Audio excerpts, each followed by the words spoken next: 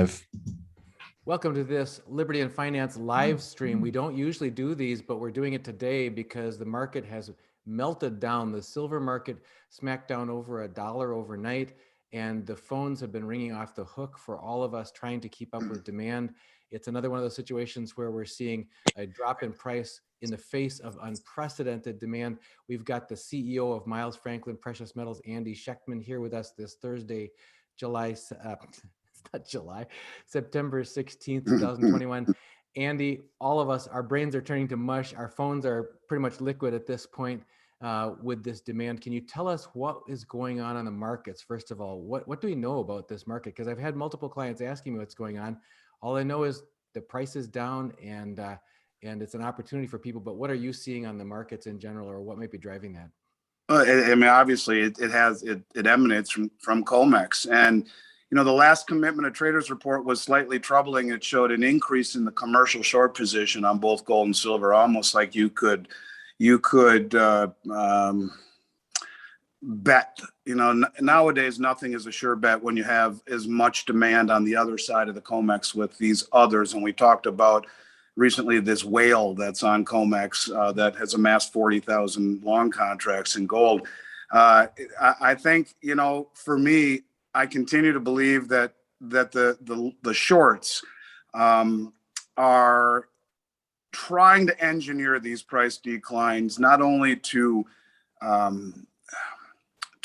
create a perception of reality that all is okay, but at the same time, I think they're really trying, and I know it's counterproductive. I mean, it's counterintuitive rather, but they're almost, I believe, trying to dig themselves out of these holes by smashing, because what we had was a very large managed money position on COMEX and a long position. And when you push the price down the way that they seem to do, always the same time, the middle of the night, they push it down, you get all the triggered stop losses by the long money managers, which pushes the price further and further and further and further down.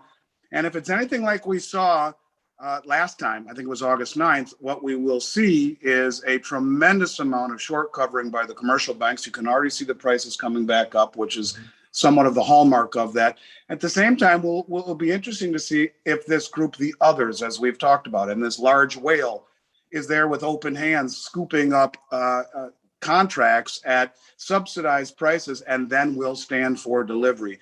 It's interesting how they push it down below 23 in silver and below 18 in gold. These are numbers that are lines in the sand, and a lot of the options are listed at these prices, or a lot of the short positions that were once put on were at those resistance levels. And when it blew through, it was costing the commercial banks an awful lot of money. And I think they're getting to a point where they realize that time is running out and that they need to cover these positions, because here again, one of these days, we're going to wake up to a new reality where the price just blows through these resistance levels because of the physical demand globally. And I think they would be advised to, if it were me, to get out of these positions before it becomes a Lehman event or a Bear Stearns event. And to me, that's what this is. There is no reality in terms of physical demand to what this price is saying. Right. It's just the opposite, in fact. And a lot of things in our world for the past year and a half have been the opposite. We seem to be living in the, what do they call it in the Stranger Things movie, in the upside down or whatever, the underworld. Everything that happens seems to have the opposite reaction from what normal physics and science and mathematics would entail. A couple things from what you mentioned. One thing is that the mechanism you're telling us about this dramatic price moves that happen overnight seem to be, again, in the thinly traded hours of the market, that a significant push happens due to futures contract selling that starts a momentous ball rolling, and with velocity across major support levels that then catches momentum of other triggers automatic selling stops. So you get this cascade effect.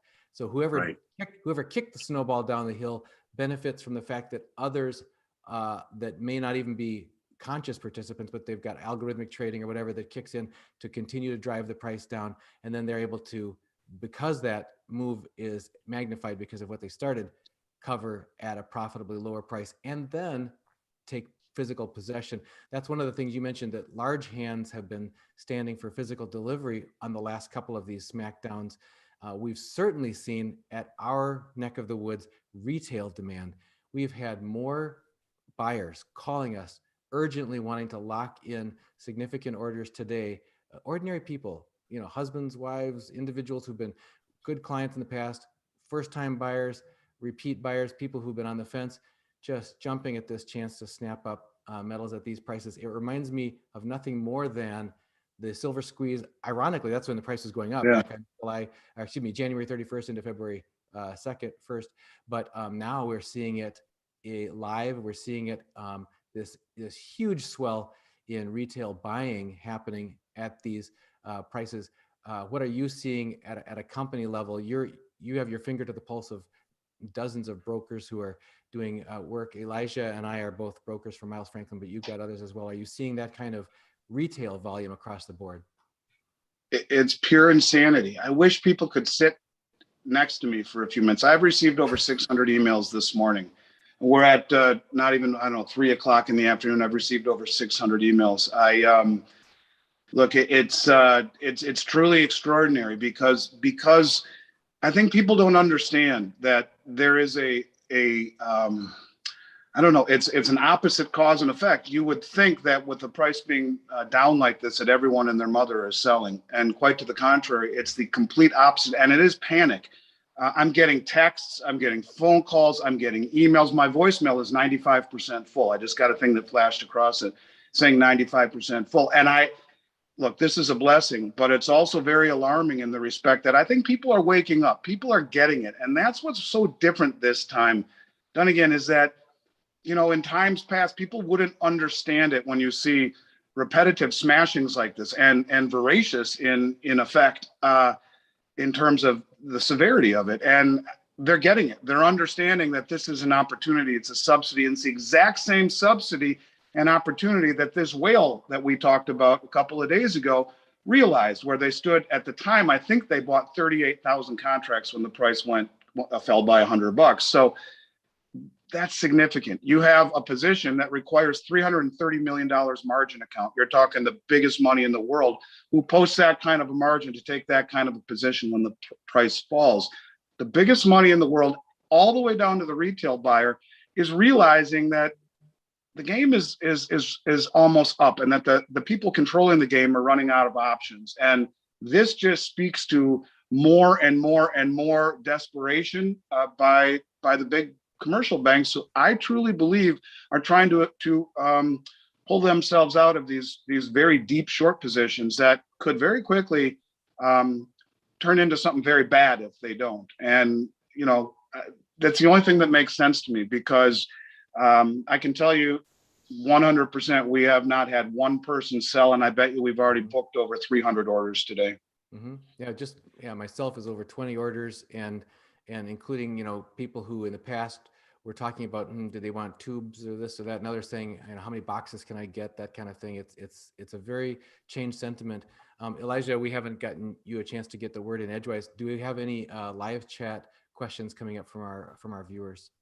We do, and I guess kind of a two question for Andy here. What I was going to first ask you is, how does this compare to the late January, early February silver squeeze? Because I remember then, it was all over, even the mainstream media. I remember it was on the front page of CNN for a little while, which is kind of funny, about people buying silver. But it seems like, and that was the most demand Miles Franklin had ever seen in its history. Mm-hmm. We even had to shut down on that Saturday. Yep. How does right now compare to then? It's a little bit different. As your father said, the price was moving up then, and now it's coming down. But I think this is a tribute or a testament to the type of information that you folks are putting out, in that people are, I think, realizing that it's not real. And so in February, the price was moving up and everyone wanted to jump on the silver squeeze. And now it's the people who did jump on are realizing that the price smashes like this are very, very unrealistic in just about every sense, whether it be what's happening here in the United States with economics, with politics, with governmental reaction to certain issues that globally, geopolitically, financially, that we're running out of options. And a smashdown like this represents a heck of a subsidy. Back then, it was more people jumping on to this silver squeeze momentum, this renaissance, if you will. In terms of the actual volume, it's very similar. In terms of the reasoning, it's slightly different. But what I would attribute it to is you folks, Wall Street Silver, Arcadia, Bix, all the people out there who are telling the truth. People are realizing that, in other words, I think this was meant to scare a lot of people, and it's having the opposite effect. And as a result, the amount of bargain hunting is extraordinary. And it's more an issue of bargain hunting by people who understand what's going on, rather than people trying to chase a price that's flying up through $30 for the first time in quite some time. So different circumstance, very similar result, however.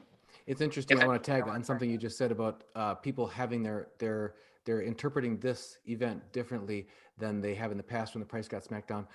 We've got clients calling us back today who ordered yesterday, and they're not saying, "I'm mad that it went down." They're saying, "Can I double down? Can I get more?" So that's one thing. The other thing is this preponderance of people who are wanting to pay quickly by a bank wire. It's interesting to see that people are urgent to get possession of their physical. It almost reminds me of, Germany wants their gold back, and now everybody else wants theirs too. Well, I agree with that. And I think, look, it's scary. I mean, when you see things like this in broad daylight, it's scary. When it's so counterintuitive to what is happening, you realize the desperation involved in even allowing something like this to happen. And I guess my question is, where the heck are the regulators? Where is the CFTC in an event like this? Why isn't the CFT being more aggressive in getting to the bottom of these types of brazen, in broad daylight smashdowns that are, quite frankly, orchestrated and very, very evident of that? And so I think people take a step back and say, geez, if there's this much effort involved in creating this perception of reality, maybe it's serious. And honestly, I do believe that it is. There is no reason to do something like this that would leave footprints that become so obvious for everyone to see if it weren't serious. And I think it is. And, it doesn't take much in terms of some sort of an event to overwhelm these short positions. What's really different, honestly, what is vastly different right now is this group of this managed money others category that are standing for immense amounts of contracts for delivery. This is very different. It's never happened like this before. Before, it was the commercial banks versus the managed money who had no intention of taking delivery. They were just making an investment. Not only do you have a global renaissance in physical demand with us, the small guy here who's buying coins and bars, but you got the biggest money in the world, people who can post $330 million margin to take a position that are standing for delivery. This is vastly different than anything I've ever seen. The dynamics of the game are speeding up and accentuating. And I think people are getting that. I get it. I hope everyone else does, because this is not how markets behave. This is not normal. And it is a buying opportunity. Take me for my word, please. This is a buying opportunity as far as I'm concerned. And what normally happens in an event like this is that all of this buying dries up inventory and then premiums rise. Now, I would like to hope that doesn't happen, but it does. It dries up inventory because you have a lot of people out there who are gobbling this up as a heck of a deal. And honestly, truthfully, it really is, as far as I'm concerned, but it has a tinge of concern. It's frightening when you see this kind of stuff happening, so counterintuitive to what it should be. And I think it stinks of desperation by the big banks. I see, Elijah, that you're sharing, for those who really want to get their hands on some physical today, both of the weekly specials that we just announced 2 days ago, feels like a lifetime ago. Andy announced both the Austrian Silver Philharmonics 2021 mint fresh in stock in any quantity for $365 over spot, and then that extra limited availability special of sealed monster boxes of San Francisco Mint U.S. American Silver Eagles for $7.25 over spot. And the reason those are sold only in sealed monster boxes is because that's how you can tell they're from the San Francisco Mint. Both the mint, the box seal, and the melted sealed box straps are labeled San Francisco Mint. We also have, in any quantity, the regular U.S. Silver Eagles 2021 Type 2 for $7.25 over spot. Same price in any quantity, or these sealed mint boxes of San Francisco mints. Yeah, that San Francisco Mint Box special is really, really, truly a special. You look at some of the online companies that are selling the 2020 San Francisco Mint coins, they're over $40 a coin. And this is, by my estimation, going to be one of the lowest mintage Silver Eagle runs ever, the Type 2 2021s. And when you add the San Francisco run to it, which is a tiny, tiny run, I don't know the exact numbers, but it is minuscule. For people out there who are looking to buy a mint box, this is it. This is as good of a deal as you'll ever find. And at the same price as the regular Silver Eagles. The one caveat, as we mentioned with your audience on Tuesday, do not open that box, because in a lot of older, especially gold and silver coins that are made in the US, they have mint marks on them where they were made. S for San Francisco, O for New Orleans, D for Denver, CC for Carson City, etc.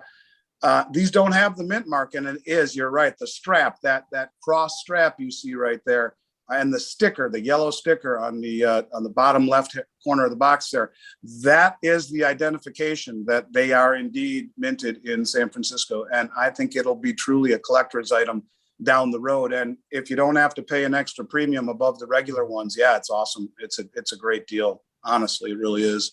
Elijah, do we have any other live stream questions from viewers? Yeah, actually, one of them goes right along with this. So one of the viewers was asking, Andy, are you buying the dip right now? Look, me personally, I buy every 2 weeks. I just bought the other day. I've been doing that for 31 years. I think anyone who is looking to add silver and gold, this is the time to buy the dip right now. And, that's kind of the thing with cost averaging. It smooths out all of these ups and downs. It smooths out the uncertainty curve. Anyone who's looking to buy precious metals, this is the best opportunity, not only in price, but also in premium we've seen in 18 months.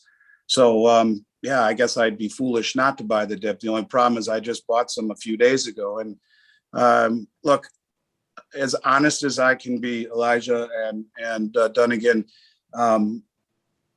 this is not real. And this is 100% contrived, drive-by shooting, done for effect. This won't last long. I think people would be wise to buy on this dip 100%. And I'm glad you guys brought this up, because Melody was on me just about an hour ago and I forgot. I'm supposed to do that. So thank you for the reminder. Yeah, no, I think it's look, in any market, in any bull market, you buy the dips and sell the rallies. Only in this case, nobody sells, because that's why they say there's no bull market like a metals bull market. Even in an environment like this, when the price is dropping, people, I think, become more concerned. And as you mentioned, they're in panic mode to get it now and send a wire now, and because it reeks of desperation. No one is selling us anything. And I think that to pick up at a subsidy over $1 from what it was a day or two ago is huge. And what, $50 on gold is huge. So yeah, use this type of volatility the way that the big money does, as a subsidy and an incentive to add at a better price than you could have a day or two ago. Any other questions from viewers, Elijah, before we let Andy go? Because I know we pulled him away from his melting phone day just for a quick. I feel like I just ran a marathon. I feel so frazzled. It's crazy. So I appreciate. I'll always come on when you need me. I always promised I would. So if there are any other questions, I'll answer a couple.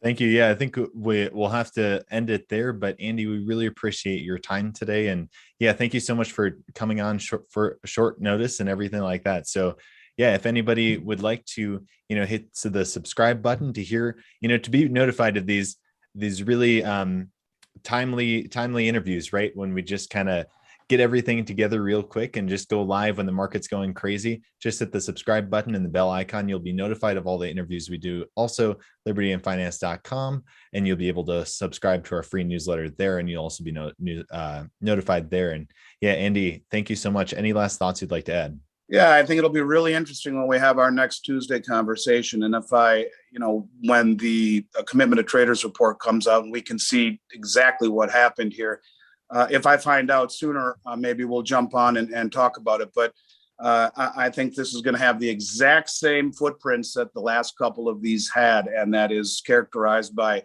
large commercial bank covering and large acquisition by the managed money other category that we've been talking about for over a year now, that is doing exactly what I'm saying everyone else should do, buying these huge dips and using it as a substitute to get much longer than they could have a day or two earlier. So always good to see you guys. Stay well, and I look forward to catching up with you soon.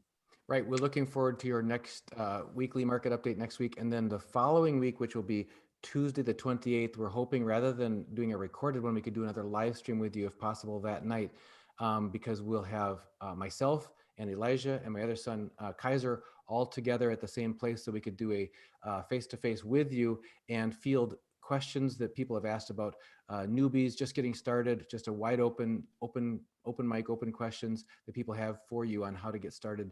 Any questions they have about what it's like working with Miles Franklin, what it's like purchasing, everything, storing, IRAs, any questions? Love it. I'll leave the whole night open for that. I'll look forward to it. And I just appreciate the opportunity to come on and chat with people about what's happening, because these are truly crazy times.